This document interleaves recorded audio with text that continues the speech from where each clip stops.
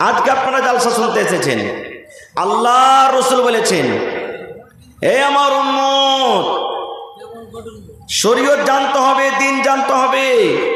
শরীয়ত যদি না জানেন, দিন না জানেন, তাহলে কিছু কাজ দুনিয়াতে এমন আছে, সুবহানাল্লাহ, অনেক গুনাহ হবে, অনেক পাপ হবে, অনেক ক্ষয়ক্ষতি হবে। যে জিনিসটা হয়তো আমরা চোখে দেখতে পাই না, যে জিনিসটা সামনে দেখা যায় না, যে জিনিসটা হয়তো আমরা দেখতে পাই না, কিন্তু আমাদের অনেক ক্ষতি হয়ে যাবে। আল্লাহর রহমতে এখন বড় বড় মোবাইল উঠেছে, দেখবেন মানুষেরা শরীয়তের কিছু কাজ এমন আছে যে ভিডিও বানিয়ে বানিয়ে দুনিয়াতে ভাইরাল করে দিয়েছে, যে তুমি যদি এই হাদিসটা না জানো বা এই হাদিসটার প্রতি আমল না করো, এই দোয়াটার প্রতি আমল না করো, তাহলে তোমার সাথে এরকম ঘটনা ঘটবে বা তোমার সাথে এরকম হবে। তার মধ্যে একটা কি, আল্লাহ রাসূল বলেছেন, এ আমার উম্মত, যখন তুমি পানি পান করবে রে উম্মত, যখন তুমি খানা খাবে, যখন তুমি রুটি খাবে, যখন তুমি দুধ পান করবে, যখন তুমি ভাত খাবে, যখন তুমি নাস্তা করবে, দুনিয়ার যখন খাদ্য তুমি খেতে শুরু করবে রে উম্মত, তখন তুমি বিসমিল্লাহ পড়বে। কি পড়বে? জোরে বলে বিসমিল্লাহ। আরো জোরে পড়েন বিসমিল্লাহ। মেলায় মানুষ বলে বিসমিল্লাহি ওয়া আলা বারাকাতিল্লাহ। আমার সভাপতি সাহেব বসে আছেন, মওলানারা আছেন, পরে বলবেন হয়তো, কিন্তু আল্লাহ তাবারাক ওয়া তাআলা আমাকে যতটুকু তৌফিক দিয়েছেন আমি জানি এই বিসমিল্লাহর সাথে ওয়া আলা বারাকাতিল্লাহ মনে হয় বলার কথাটা সহি আছে কিনা আল্লাহ জানে। এগুলো মনে হয় নেই, শুধু বিসমিল্লাহ পড়বেন। ওযু করতে বসবেন, শুধু বিসমিল্লাহ। মায়েরা খালারা বাচ্চাকে দুধ পান করাবে, বিসমিল্লাহ। ভাত রান্না করবেন, বিসমিল্লাহ। দুনিয়ার সব কাজ বিসমিল্লাহ। ধান কাটতে বসবেন, বিসমিল্লাহ। সাইকেলে চড়বেন, আপনি যার দোয়া আছে বিসমিল্লাহ বলে, যেটা দোয়া আছে আপনি পড়ে দেন। প্রত্যেক কাজে বিসমিল্লাহ পড়বেন। কিন্তু যখন পড়ালেখা করতে বসবেন তখন কিন্তু গোটা বিসমিল্লাহির রহমানির রহিম পড়তে হবে। তাছাড়া দুনিয়াতে যত কাজ আছে বিসমিল্লাহ পড়বেন। তাহলে খেতে বসলেন তখন কি বললেন? বিসমিল্লাহ পড়বেন। এবার যদি বলেন হাজি মাওলানা বিসমিল্লাহ যদি না পড়লো তো কি ক্ষতি আছে? আল্লাহ রাসূল বলেছেন, এরে আমার উম্মত, তুমি ভাত খাও, রুটি খাও, ছাতু খাও, বাড়িতে তুমি খেতে বসেছো, এবার তুমি বিসমিল্লাহ বলনি, বিনা বিসমিল্লাহতে তুমি পানি পান করতে শুরু করে দিয়েছো। তুমি বিনা বিসমিল্লাহতে ভাত খাও, বিনা বিসমিল্লাহতে রুটি খাও। আল্লাহ রাসূল বলেছেন, তুমি যতক্ষণ পর্যন্ত খানা খাবে ততক্ষণ পর্যন্ত তোমার সাথে সাথে শয়তান খাবে। শুধু শয়তান খাবে না, শুধু শয়তান খাবে না, আল্লাহ রাসূল বলেছেন যে খাবারে বিসমিল্লাহ না বলা হয় ওই শয়তান আপনার সাথে খাবে। খানা খেতে খেতে আপনার থালিতে শয়তান কখন কখন বমিও করে দিবে, আপনার থালিতে শয়তান উল্টি করে দিবে, আর আপনি খেয়ে যাবেন কিন্তু আপনি বুঝতে পারবেন না। এবার আপনি বলেন মুসলমান, দুনিয়ার লোককে ছেড়ে দেন, আপনি ভাত খেতে বসেছেন, রুটি খেতে বসেছেন, আপনার 10 বছরকার একটা ছেলে দৌড়াতে দৌড়াতে দৌড়াতে দৌড়াতে আপনার থালাতে এসে খেতে শুরু করেছে, আপনার সাথে এসে খেতে শুরু করেছে। এবার 2 লালা 3 লালা 3 লোকমা 4 লোকমা খানা খাওয়া হলো, আর খেতে খেতে যদি আপনার ছেলেটা আপনার সাথে খায়, আর খেতে খেতে যদি আপনার থালিতে যদি বমি করে দেয়, আপনার থালিতে যদি উল্টি করে দেয়, বলেন আপনার মনটা খারাপ হবে কি হবে না? হবে। আপনি খানা খেতে বসেছেন, আপনার ছেলে খেয়েছে আপনার সাথে, এবার খেতে খেতে বমি করে দিল আপনার থালিটাতে, একই থালিতে খানা খেয়েছেন, মন খারাপ হবে না হবে না? জোরে বলেন, মন খারাপ হবে না হবে না? আপনিও খানাটা খাবেন আর খাবেন না কেন? এই বমি করে দিয়েছে। এই খানা কি খাওয়া হয়? ছেলেটাকে ডাঁটবেন আপনি, হট হতভাগা কায়ে কার তুই আমার কাছ থেকে হট, খাওয়ার ঢং নেই, কিছু নেই, আরে দানা কোটাকে নষ্ট করে দিলে কেন? এরে মুসলমান, আপনি ওইটা দেখতে পাইলেন চোখে, যার কারণে আপনার ছেলেকে আপনি ডাঁটলেন, রাখলেন, আপনি খানা ছেড়ে দিলেন। কিন্তু মুসলমান, এই মতো আল্লাহর নবী বলেছেন, উম্মত রে, তুমি খেতে বসেছ, বিসমিল্লাহ যদি না বলো রে উম্মত, তাইলে তোমার সাথে সাথে শয়তান খাবে, যেটা তুমি দেখতে পাও না। আল্লাহ রাসূল বলেছেন, এবং তোমার থালাতে যেগুলা খাবে সেগুলা বমি করবে, উল্টি করবে। তাহলে বলবেন হাজি মাওলানা, ধরেন যে আমি বিসমিল্লাহ বলিনি, খাবার শুরু করে দিয়েছি, হয়তো প্রত্যেক দিনই বলি, একদিন বলিনি, তাহলে কি আমার সাথে শয়তান খাবে? হ্যাঁ খাবে। এবার খেতে খেতে মধ্যখানে আপনার মনে পড়ে গেল, আরে যা, আজকে তো আমি বিসমিল্লাহ তো পড়িনি, ভুলে গেছে, আমার ভুলে গেছি বিসমিল্লাহ পড়িনি। তাহলে কি করতে হবে? কি করতে হবে? ওই টাইমে বিসমিল্লাহ বলা চলবে কি চলবে না? ওই টাইমে বিসমিল্লাহ বলবো তো কেমন করে বলবো? আল্লাহ রাসূল বলেছেন, উম্মত রে, তুমি ভাত খেতে বসেছ, রুটি খেতে বসেছ, তুমি দুনিয়ার কোনো খাবার খেতে বসেছ, আর তুমি প্রথমে যদি বিসমিল্লাহ না বলতে পাও, ভুলে যা থাকো, এবার খাবার টাইমে খাবার সময়তে এক লোকমায় যদি খানা বেঁচে আছে, তোমার সব খানা পেট ভরে খাওয়া হয়েছে, তবে তুমি উম্মত, তোমার যদি বিসমিল্লাহটা মনে চলে আসে, আল্লাহ রাসূল বলেছেন ওই টাইমে তুমি বিসমিল্লাহ পড়ে নাও। কিন্তু রাসূল বলেছেন, উম্মত, এবারে তোমাকে একটু বাড়িয়ে তোমাকে দোয়াটা পড়তে হবে, বিসমিল্লাহি আউয়ালুহু ওয়া আখিরুহু, বিসমিল্লাহি আউয়ালুহু ওয়া আখিরুহু। আল্লাহ রাসূল বলেছেন এই মতো তোমাকে দোয়া পড়তে হবে। এবার বলবেন, মাওলানা আমি প্রথমে পড়তে পারলাম না, এবার মধ্যখানে কিংবা খাবারের শেষ দিকে আমি দোয়াটা পড়লাম, তাহলে কি হলো? আল্লাহ রাসূল বলেছেন, শয়তান আপনার সাথে বসে বসে বসে যতটি খাবার খেয়েছে, জয়টা রুটি খেয়েছে, যতটি ভাত খেয়েছে, জয়খান জিলাপি খেয়েছে, জয় ঢোক চা পান করেছে, এবার সাথে সাথে শয়তান ওই জায়গাতে বমি করে উল্টি করে পালিয়ে যাবে আর বলবে, পালারে পালা, এই জায়গাতে আমার আর জায়গা হলো না। নারে তাকবীর! তাহলে শিখে নিলেন যে যে কোনো দুনিয়াতে কাজ করবেন শুরুতে বিসমিল্লাহ, ভুলে যান, মধ্যখানে যদি মনে আসে তো মধ্যখানে পড়বেন বিসমিল্লাহ আউয়ালু আখিরুহু। একটা হয়ে গেল। 2 নম্বরে চলেন, যখন তুফান আসে, ঝড় আসে, ওই টাইমে ওই সময়তে আমরা কি করি? আজান দিই। আজান দিই না দিনা ভাই? বলেন।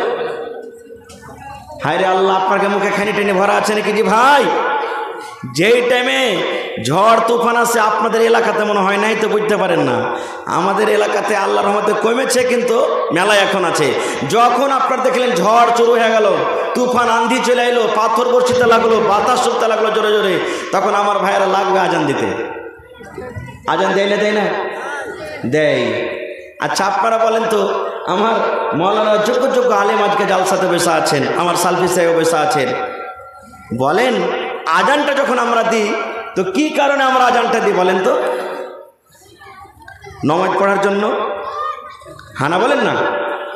নমাজ পড়বো, জামাতে নমাজ পড়বো বলে ডাকবো, সবকে নমাজে ডাক দিই, মসজিদে ডাক দিই। এবার আপনি যখন ঝড় তুফান চলে তখন বলছেন আল্লাহু আকবার, আল্লাহু আকবার, আল্লাহ ভ্যান্নার ঘর, ফ্যাড়ের ঘর, আল্লাহ বাসকুটির ঘর, লি ঝড়ে লি বাতাসে, কত কথা বলে ভাই। তাহলে আপনি ঝড় তুফানকে তো আরো ডাকছেন, হাইয়াল আসসালাম মানে নমাজের থেকে আইসো, আর আপনি ঝড়কে ডাকছেন যে আরে ঝড় আই তুই আমার ঘরে নমাজ পড়ে যা, নাকি? আরে ঝড় তুফান আই, তুই এদিক ওদিক যাস না, খাস করে আমার বাড়ির ভিতরে, ঘরের ভিতরে আয়, আইসার করে নমাজ পড়ে যা। হায় আল্লাহ, এটা ভুল। আল্লাহ রাসূল বলেছেন, এরে আমার উম্মত শুনে নাও, যখন ঝড় চালু হয়ে যাবে, তুফান চালু হয়ে যাবে, আন্ধে যখন চালু হয়ে যাবে রে উম্মত, তখন তোমাকে আজান দিতে হবে না, আজান দিতে হবে না, ওই টাইমে আজান দিতে হবে না রে উম্মত। ঝড় তুফান আন্ধে যদি চলে আসি, আল্লাহ রাসূল বলেছেন ওই টাইমে তোমাকে একটা দোয়া পড়তে হবে, ওই দোয়াটা মুখস্থ করতে হবে। কে দোয়াটারে মা, কে দোয়াটারে ভাই শুনলেন? আল্লাহুম্মা ইন্নী আসআলুকা খায়রাহা ওয়া খায়রা মা ফিহা ওয়া খায়রা মা উরসিলাত আলাইহি ওয়া আউযু বিকা মিন শাররিহা ওয়া শাররি মা ফিহা ওয়া শাররি মা উরসিলাত আলাইহি। ঝড় তুফান আন্ধি যখন শুরু হবে তখন এই দোয়াটা পড়তে হবে, আপনাকে আজান দিতে হবে না ভাই। তাহলে আজ থেকে আল্লাহ না করে ঝড় তুফান আসুক, যখনই আসবে তখন কিন্তু আজান দিয়েন না ভাই, আজান দিতে হবে না, আপনি এই দোয়া পড়েন। না যদি পারেন পড়িতে, বাংলাতে পড়েন আপনি, আল্লাহ জি এই তুমি ঝড় দিয়েছো, তুফান দিয়েছো, আল্লাহ এই বাতাস চলছে, আন্ধি এসেছে, আল্লাহ এই বাতাসের মধ্যে, এই ঝড়ের মধ্যে, এই তুফানের মধ্যে আল্লাহ যেটা আমাদের জন্য উপকার রেখেছো, ভালাই রেখেছো, আল্লাহ সেটা আমাদের দাও। আর এই ঝড়ে যেটা ক্ষতি হবে, এই ঝড়ে যেটা নুকসান হবে, আল্লাহ এই নুকসান এই ক্ষতি থেকে আল্লাহ তুমি বাঁচিয়ে নাও। নিজের বাংলাতে এইভাবে আপনি কথা বলেন, কিন্তু খবরদার আজান দিতে যেন না। দুটা দোয়া শিখে নিলেন। আর একটা দোয়া আপনাদেরকে বলে দিই। আচ্ছা ঠিক আছে, বাস লাইন কাটবো আমি, আর এক দুটো হাদিস বলে দিই, তারপরে ইনশাআল্লাহ লাইন কেটে দেবো। 3 নম্বরে যেটা খুব দামি কথা বলে দিই আপনাদের সামনে, সুবহানাল্লাহ। আজকে যত লোক এখানে আমরা বসে আছি, আল্লাহর রহমতে মোটামুটি বেশিরভাগ মানুষই বিয়ে শাদী করে নিয়েছি আমরা। কত মানুষের 5টা আবার ছেলে হয়ে গেল, কার 10 বছর বিয়ে করা হলো, কার 50 বছর হলো, কার 30 বছর হলো, এই ধরনের অনেক লোক আমরা বসে আছি। কিন্তু ভাই দাদু, বেয়াদবি মাফ করবেন, ছেলে হিসাবে, ভাই হিসাবে, বেটা হিসাবে আপনাদেরকে বলি, যদি আমি এক এক করে এখানে জিজ্ঞাসা করতে লাগে, ভাই বিয়ে করেছেন, বিবির কাছে যাওয়ার দোয়াটা একটু বলেন তো, কতটি লোক বলতে পারবো? 10টা, 20টা, 50টা, 100টা। বাকি কোটা আমরা বলতে পারবো না।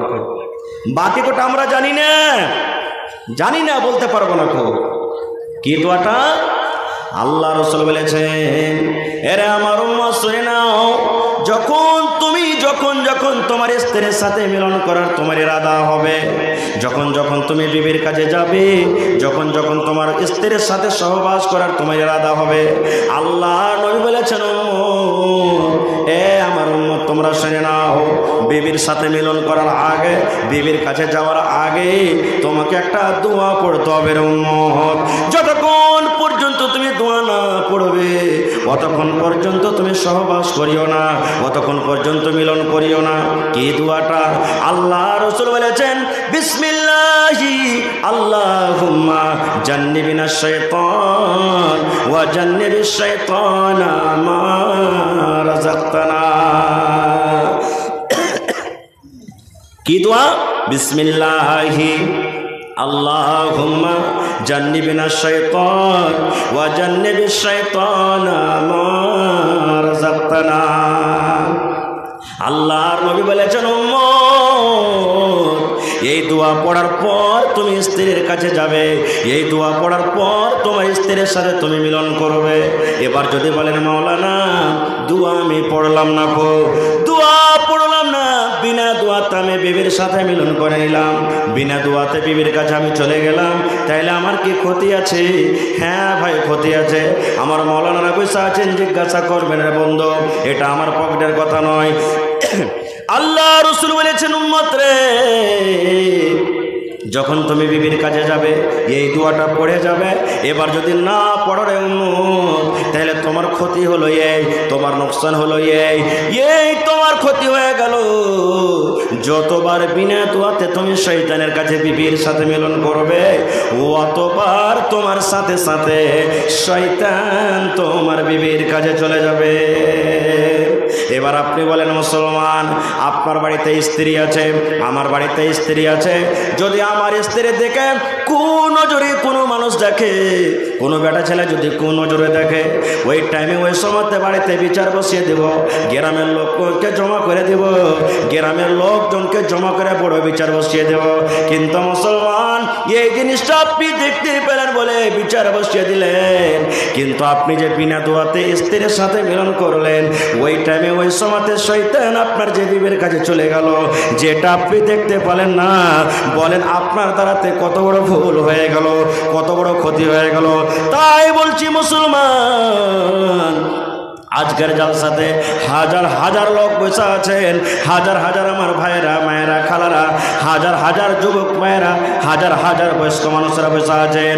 যদি বলেন, মাওলানা আমার জীবনে 10টা ছেলে মেয়ে হয়ে গেল, আমার 50 বছর বিয়ে হয়ে গেল, কার 30 বছর হয়ে গেল, কার 10 বছর হয়ে গেল, আপনি দোয়া জানেন না, জীবনে কোনোদিন দোয়াও পড়েননি, ভাইরা আমার, বোঝেন আপনার দ্বারাতে কত বড় ভুল হয়েছে, কত বড় ক্ষতি হয়েছে। এই জন্য যেটা ভুল হয়ে গেছে, আল্লাহর দরবারে তওবা করেন, ইস্তেগফার করেন, আর যত তাড়াতাড়ি পারবেন কোনো মাওলানার কাছে বসে যান, মাদ্রাসা চলে এসেন, আপনি কোনো মাওলানার কাছে চলে যান, মসজিদের ইমাম সাহেবের কাছে চলে যান, সকাল সন্ধ্যা 2 মিনিট, 4 মিনিট, 5 মিনিট, 6 মিনিট করে আপনি সময় দিয়ে দেন। আর দেওয়ার পর বলেন, মাওলানা নামাজ পড়ার দোয়াটা আমাকে শিখিয়ে দেন, বায়াত বাণী আমাকে শিখিয়ে দেন, ওজুর পরে দোয়াটা শিখিয়ে দেন, বিবির কাছে যাওয়ার দোয়াটা শিখিয়ে দেন, ফরজ গোসল কীভাবে করতে আমাকে শিখিয়ে দেন। এইগুলো আপনাকে শিখতে হবে রে মুসলমান। এগুলা কোথায় শিখবেন? মসজিদে শিখতে হবে আপনাকে। আর এগুলা কোথায় শিখবেন? জালসাতে শিখতে হবে। এই জন্য আল্লাহ রাসূল বলেছেন, উম্মত রে, তলাবুল ইলমে ফারিজাতুন আলা কুল্লি মুসলিম। প্রত্যেক মুসলমান নর নারীর জন্য আল্লাহ ইলমটাকে শিখা ফরজ করে দিয়েছেন, ইলম শিখা ফরজ করে দিয়েছেন। তাই বলি এই মুসলমান, আপনি জীবনে পড়ালেখা করতে পারেননি, আপনার ভাগ্যে আল্লাহ পড়া দেয়নি। আপনি জীবনে পড়ালেখা করতে পারেননি, এরাদা করেলেন জীবনে বেঁচে থাকা কালে একটা বেটিকে আমি আলেমা করব, জীবনে বেঁচে থাকা কালে একটা বেটিকে আমি হাফেজা করব, জীবনে বেঁচে থাকা কালে কম করে একটা বেটাকে আমি পড়িয়ে লেখিয়ে যাব, জীবনে বেঁচে থাকা কালে কম করে একটা বেটাকে আমি মাওলানা করব, মাওলানা করব, মাওলানা করব। মাওলানা যদি করেন, আলেমা যদি করেন, হাফেজা যদি করেন, কি লাভ আছে মুসলমান? ওদিকে আমি যাব না, সময় নাই। তবে যদি ছেলেরাকে না পড়ান, ছেলেকে ডাক্তার করতে হবে, মাস্টার করতে হবে, ইঞ্জিনিয়ার করতে হবে, প্রফেসর করতে হবে, সব করতে হবে রে মুসলমান। করেন মানা নাই। তবে একটা ঘটনা বলে দিই, দাঁড়ান বাস হয়ে গেছে, একটা ঘটনা বলে দিই মুসলমান। এক MBBS ডাক্তার, বড় ডাক্তার, নাম করে MBBS ডাক্তার, MD ডাক্তার, বাপ জমিন বিক্রি করে করে করে করে ছেলেটাকে পড়িয়ে লেখে একটা খুব নাম করা বড় ডাক্তার করে দিয়েছেন। এবার যখন তার বাপটা মারা গেছে, ওই ডাক্তার সাহেবের বাপ যখন মারা গেল, এবার গ্রামের লোকেরা মাইয়াতকে সামনে করে, জানাজাকে সামনে করে, জানাজার লাইনে কাতারে মানুষ দাঁড় হয়ে গেছে। এবার ইমাম সাহেব বলছেন, ও ডাক্তার বাবু, একটুখানি আপনি সামনে আসেন, আর আপনি প্রথমে হক রাখেন, আমি গ্রামের ইমাম, কিন্তু আপনি হলেন তার ছেলে, আপনার প্রথমে হক বলছে যে আজকে আপনার বাবার জানাজার নামাজটা আপনি পড়িয়ে দেন।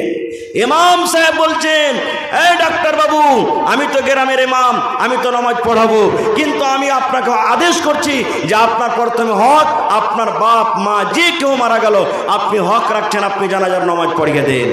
যখন এই কথাটা বলা, ডাক্তার সাহেব MBBS বড় ডাক্তার, চোখের পানি ঝরতে শুরু হয়েছে, হাউ মাউ করে চিৎকার করে কাঁদতে শুরু করেছে। যখন কাঁদতে লেগেছে, তখন গ্রামের লোকেরা বলছে, ডাক্তার সাহেব, আরে আপনি তো এত হুঁশিয়ার লোক, এত বড় পড়ালেখা মানুষ, আর আপনার বাপ বয়স্ক মানুষ, বয়স হয়েছে, মারা গেছে, তবে আপনি এত কাঁদছেন কেন? এবার ডাক্তার সাহেব কি উত্তরটা দিলেন ভাই, শুধু উত্তরটা শুনেন। ডাক্তার সাহেব বলছেন, ও গ্রামের লোকেরা, ও ইমাম সাহেব, এই জন্য আমি কান্দি, এই জন্য আমার চোখ দিয়ে ঝরঝর ঝরঝর ঝরঝর করে জল ঝরে। আজকে ইমাম সাহেব আমাকে জানাজার নামাজ পড়াইতে বললেন, কিন্তু ওরে সুবহানাল্লাহ, এমন হতভাগা সন্তান, আমার আব্বাজান আমাকে জমিন বিক্রি করিয়ে করিয়ে করিয়ে করিয়ে আমাকে আজকে বড় ডাক্তার করে দিয়েছে। আমি মাসে 5 লক্ষ 10 লক্ষ করে আমি টাকা ইনকাম করি, কিন্তু মাওলানা, আমাকে আমার আব্বা এমন তালিম দিয়েছেন, আমাকে আমার আব্বা এমন জ্ঞান দিয়েছেন, এমন শিক্ষা দিয়েছেন যে আজকে আমার বাপ মরে গেছে, বাবার জানাজাতে আমি পড়ব, কিন্তু জানাজার দোয়াটা কি আছে মাওলানা আমি জানি না, জানাজার দোয়া কিভাবে পড়তে হয়, জানাজার নামাজ পড়ার তারিখাটা কি আমি জানি না। আমি এত বড় ডাক্তার, আমি এত বড় ডাক্তার, আমি ডাক্তারি করে নাম করা ডাক্তার, অনেক টাকা পয়সা ইনকাম করে, কিন্তু আমার বাপের জানাজা পড়ার দূরের কথা, আমি জানাজার দোয়াটা আমার মুখস্থ নাই। এই জন্য বলবো মুসলমান, ছেলেকে ডাক্তার বানান, ডাক্তার করতে হবে, মাস্টার বানান, মাস্টার করতে হবে, আপনাকে ইঞ্জিনিয়ার করতে হবে, প্রফেসর করতে হবে, কিন্তু মুসলমান সর্বপ্রথম ছেলেকে আপনাকে দ্বীনি শিক্ষা দিতে হবে, আল্লাহ এবং আল্লাহ রাসূলের তারিখ আপনাকে শিখাইতে হবে, এই দ্বীন আপনার ছেলের ভিতরে পড়তে হবে, এই দ্বীন কি জিনিস ছেলেকে বোঝাতে হবে, এই শরীয়ত কি জিনিস ছেলেকে বোঝাতে হবে। না হলে মুসলমান, দ্বীনের শিক্ষা যদি আপনার ছেলেকে না দেন, তাহলে মরার পরও যেটা আল্লাহ একটা অফার দিয়েছেন, দ্বীনদারি আলিমেরা যখন মা বাবার জন্য দোয়া করবে, ওই অফারটা অনলাইন কবরে পৌঁছবে, ওই অফারটা কিন্তু আপনার কবরে কিন্তু বন্ধ হয়ে থাকবে, যাবে না। তাই বলি মুসলমান, এই মাদ্রাসাতে সরকারের কোনো সহযোগিতা আছে না, সরকারের কোনো মদত আছে না, সরকার ঘর দেয়নি, বাড়ি দেয়নি, সরকার কামরা দেয় না, সরকার বেতন দেয় না। এই মাদ্রাসার সরকার হলেন আপনারা। আজকে যদি আপনারা মাদ্রাসাতে দান দেন, চান্দা দেন, সাদকা করেন, এই মাদ্রাসা চলবে। আর যদি আপনারা দান করা বন্ধ করে দেন, তাহলে কিন্তু মুসলমান মাদ্রাসা বন্ধ হয়ে যাবে। আর যদি মাদ্রাসা বন্ধ হয়ে যায়, আপনার গ্রামের ছেলেরা, আপনার এলাকার ছেলেরা শরীয়ত থেকে ইয়াতিম হয়ে যাবে, শরীয়ত শেষ হয়ে যাবে। এই জন্য আপনারা দেখবেন দুনিয়ার ভিতরে কত মানুষ এমন আছে মাদ্রাসার প্রতি হামলা করে, মসজিদের প্রতি হামলা করে না। কারণ ওরা জানছে মুসলমানের দিনের জড়, মুসলমানের দিন হলো এই মাদ্রাসা। এই মাদ্রাসা আছে তো মুসলমান আছে, এই মাদ্রাসা আছে তো দিন আছে, এই মাদ্রাসা আছে তো শরীয়ত আছে, এই মাদ্রাসা আছে তো ইসলাম আছে। আর মাদ্রাসা যদি বন্ধ হয়ে যায়, সব কিছু মিটে যাবে, শেষ হয়ে যাবে। তা আপনারা কি চাইছেন মাদ্রাসা শেষ হয়ে